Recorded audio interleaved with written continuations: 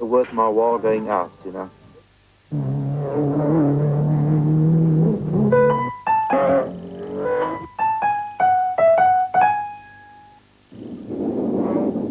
Duncan Voss and Henny Tersteegers still led in the proudly South African Nissan hardbody, but could not afford to relax their pace for fear of losing position to teammates Janelle de Villiers and Francois Jordan, who were less than a minute behind.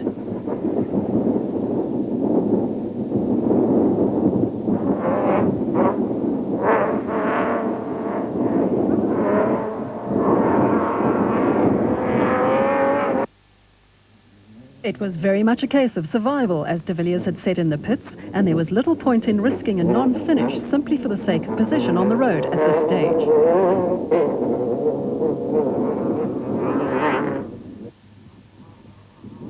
Mark Corbett and Jean Moore were not content to settle for the special vehicle lead. They wanted to be number one on the road and knew that their Audi V8 powered bat was more than a match for the Nissans.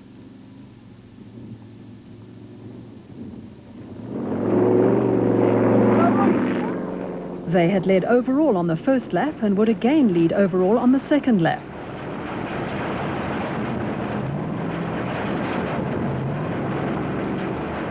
John Ware-Smith and Jeff Minnett were not having an easy time in the Kopanong Hotel Super Team Jimco.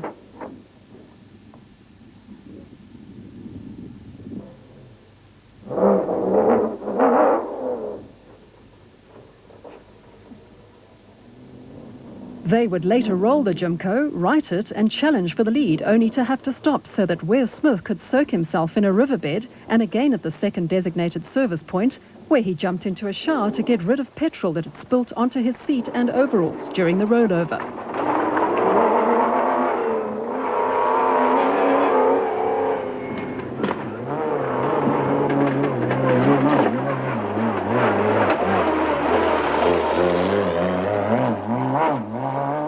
Alfie Cox and Ralph Pitchford were seemingly untouchable in the Class D leading Arnold Chat's Cars Nissan hardbody.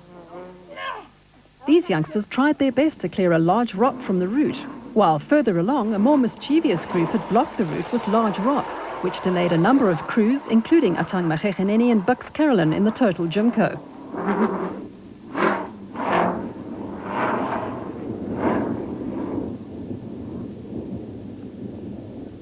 Apart from getting lost a number of times on lap 1, Terence Marsh and Mike Whitehouse had had a clean run in the Nashua Mobile Jimco and were 4th overall in the special vehicle category, while Clint Gibson and Mike Brown were 5th in the Presidium Financial Services batch.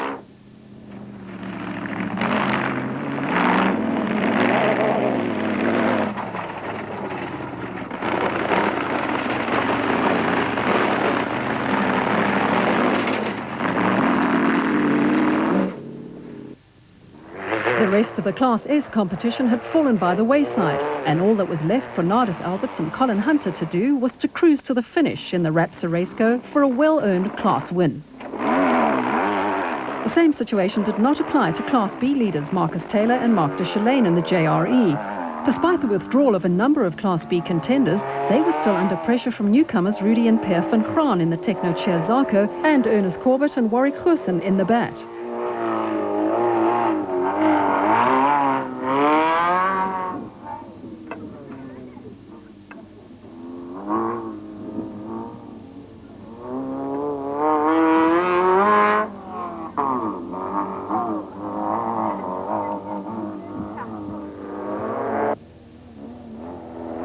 Mark Cronje and Chris Birkin held on to second place in Class D in the Castrol Toyota Hilux KZTE, while Cliff Barker and Mike Redden were delayed when a shock absorber mounting bolt broke on the MGN Motors Land Rover. The pair only had to finish to grab a well-earned Class T podium position.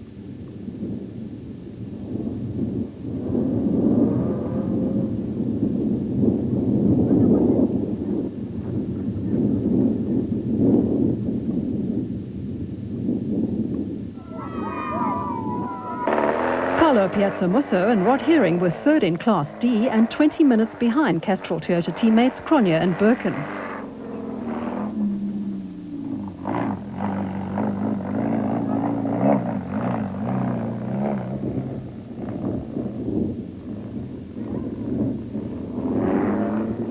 Ernest Corbett and Warwick Gerson were third in Class B, but would soon retire with electronic problems.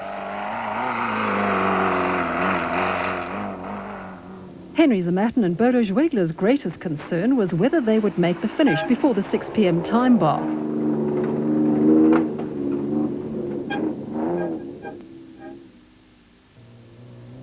Brothers Hendrik and Louis Ferry, who were the driving force behind the Zarco project, had a similar concern.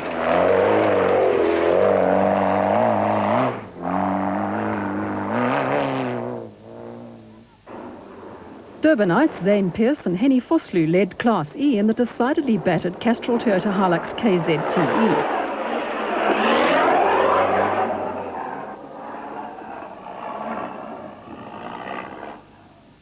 Manfred Schroeder and Jack Peckham were fifth in Class D in the Team Ford Racing Ranger.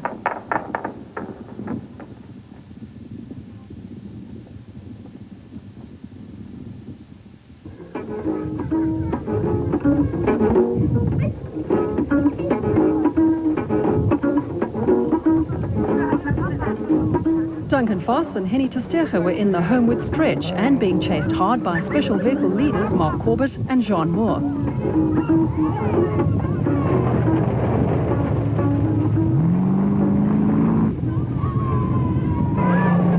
De Villiers and Jordan were second in the proudly South African Nissan hardbody and over 2 minutes behind the leaders, while John Ware Smith and Jeff Minnett were piling on the pressure in an effort to grab the lead from the leading bat.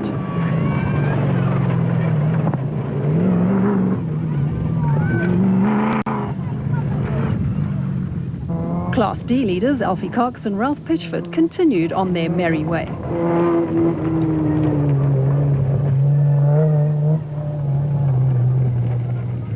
Atang Mageganeni and Bucks Carolyn had settled for third place in the special vehicle category, which would allow them to increase their championship lead over Corbett and Moore.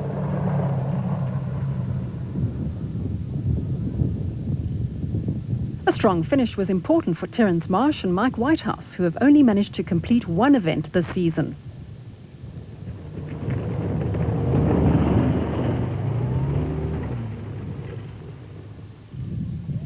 Clint Gibson and Mike Brown finished second overall on the Nissan Sugarbelt 400 and the Toyota 1000 and needed a good finish on the Lesotho Sun 400 to boost their points tally. Class B leaders Marcus Taylor and Mark Duchelaine had 3 minutes in hand over their closest rivals, while Mark Cronje and Chris Birkin were second in Class D and over an hour behind Cox and Pitchford. Great Nissan fan support at the finish.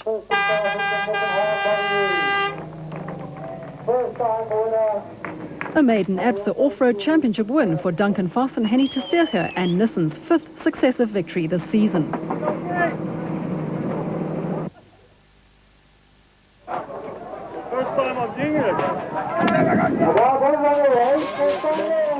Oh, it's unbelievable. You know, you've heard about all the great drivers who have run this race before, and now any of my names stands next to theirs. It's unbelievable. It's like a dream come true. The car was brilliant. Henny navigated brilliantly. Heine prepared the car. Oh, it was a dream. So really, we couldn't have asked for more today. De Villiers and Jordan were second, but everyone was waiting for Alfie Cox and Ralph Pitchford, who finished third overall and first in Class D. Hey, did you watch all the way? Hey? Hey? You put dust on it. Am I making dust? No, you know, while I've been driving today, I've really been thinking about it. There is a story behind it. A motorcycle is like riding a goma sitting in your lounge. Absolute highway. It's difficult. I mean, obviously on a bike it's difficult, but in a car, I've never been shaken to pieces so much in all my life. You just non-stop, up, down, shake, left, right. It's 10 times worse than a car. A motorcycle is a highway, I must be honest, but a car, I never believed that a car can take this much punishment. I mean, that D-bucky, that hard body was just, I thought it was going to break in half, but it's done unbelievably today, and to come through, and we've won by so far in our class, and everybody's happy, and we're going for the championship. I mean, that's very important for us. Only 7 of the 29 production vehicle category contenders managed to finish the Lesotho Sun 400, with Zematin and Schwegler making the time bar with a mere 2 seconds to spare.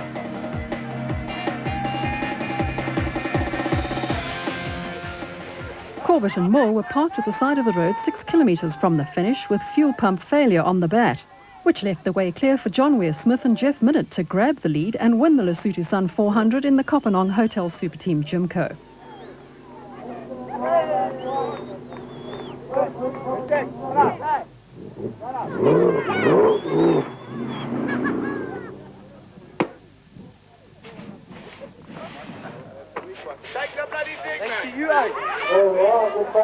Just over a year now. I think the last race that we did very well in was Tokastad last year, and it was a fantastic race. It's probably one of the most difficult races I've done in recent years, but it was really rewarding to come in where we did, especially in light of the incidents that we had. And I think it must have been a bit of a cartoon out there for some of the spectators, watching me run and dive into the river and soak my trousers to get rid of the fuel and things like that. I bounced off a rock and shot off the edge of a cliff and rolled it a couple of times, and fortunately we had a couple of bikers in the area and a couple of the locals that came up and assisted us in pushing the car back on its wheels, and off we went again. The Class B win went to Marcus Taylor and Mark de Chalane, who finished 5th overall in the JRE. Well, yesterday I moaned like an old woman that the route was far too rough. It was just not fun, big passes, it was just a car breaker. But today, after 400 kilometers of this, you get into a rhythm, and maybe 3 or 4 unnecessary spots on the route, but otherwise it turned out to be quite nice. You get into a rhythm, you know what the terrain's like, you go when it's fast and undulating, the rocks, you go slowly, and it's quite pleasant actually. It's very different to Sun City, where you flat out the whole way, but it's just a different type of event. Very, very enjoyable. Corbett and Moore eventually got the fuel pumps on the Century Property Development's bat working again and finished 7th overall. We led most of the day, first loop, and then we were coming in on the second loop just to pass and listen and to lead overall when the fuel pumps broke, about 6 kilometers from the end. And fate has it that it took about 3 hours, then the fuel pumps cooled down and obviously started again. So the sport really is a leveler, but we'll be back again next year to fight and win overall. Nardis Alberts and Colin Hunter were the last place special vehicle finishers and the Class S winners in the Rapso Raceco.